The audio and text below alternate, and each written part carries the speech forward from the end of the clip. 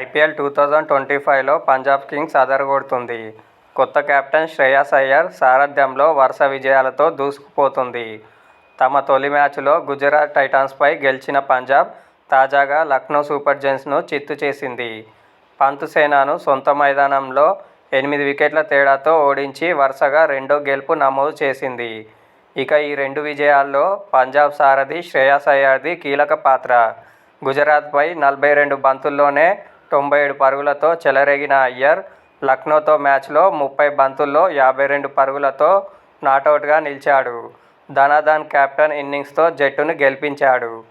ఈ నేపథ్యంలో ఇటు బ్యాటర్గా, అటు కెప్టెన్గా రాణిస్తున్న శ్రేయస్ అయ్యర్పై టీమిండియా దిగ్గజం, కామెంటేటర్ సునీల్ గవాస్కర్ ప్రశంసలు కురిపించాడు.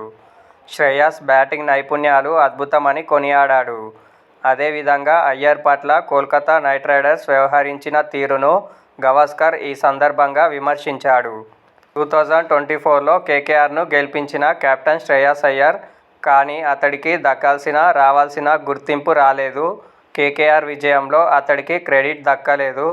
ఏదేమైనా అతడి కెప్టెన్సీ రికార్డ్ ఎంతో గొప్పగా, ఆకట్టుకునే విధంగా ఉంది అని గవాస్కర్ ప్రశంసలు కురిపించాడు.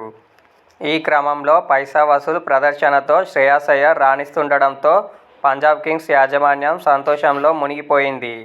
ఇదే జోరులో వరుస విజయాలు సాధించి తొలి టైటిల్ గెలవాలని ఆకాంక్షిస్తోంది.